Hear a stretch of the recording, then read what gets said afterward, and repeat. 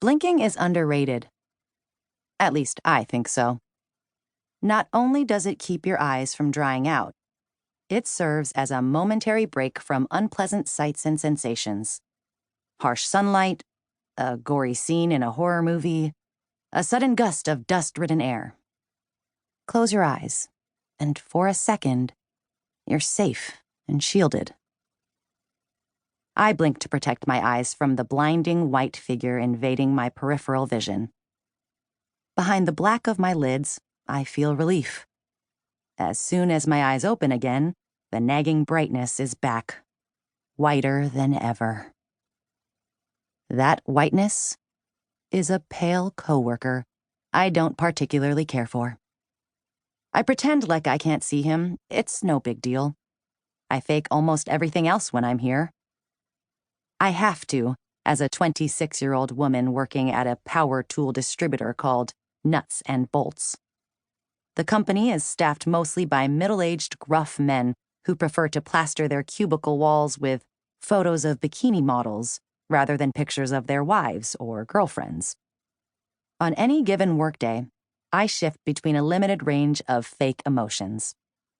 Confidence, assertiveness, boldness. I am none of these outside of work. If I were my real self, I'd be roadkill. When I took this job 2 years ago, I ingrained fakeness into my work DNA. From 8 a.m. to 5 p.m., Monday through Friday, I force myself to be steely and unflappable. There's no room for softness here. Everything is literally nuts and bolts. Hard metals, gears, blades. The parking lot is gravel. The halls are covered in a film of dust and dirt. I have to be hard because working here is no walk in the park. Like when the manager's nearing retirement age, mansplain information I already know but never do the same to the male employees. Or whenever new hires in the warehouse ask me if I have a boyfriend seconds after they meet me. My pretend toughness, boss bitch mode, I call it, keeps it mostly at bay. That, along with a strict anti-sexual harassment policy. Why would I work in such a place? Because things like money, food, and shelter are important to me. Also because a journalism degree only goes so far when you don't actually want to be a journalist. And to be honest, I like the work. I'm a copywriter who somehow managed to secure my own tiny office in a building full of shared workspaces. I write descriptions about power tools. I manipulate words all day, every day. I make the most industrial, harsh objects sound enticing. I falsify how interesting they are, which is easy for a faker like me. We all do it. Feigned interest in conversations, phony hair color, dishonest proclamations about penis length, fake orgasms. I'm guilty of that one too. Fake can be empowering.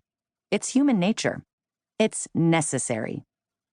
And then there's Tate Rasmussen, the pale figure bleeding into my line of sight. The one person at Nuts and Bolts whose presence doesn't require me to pretend.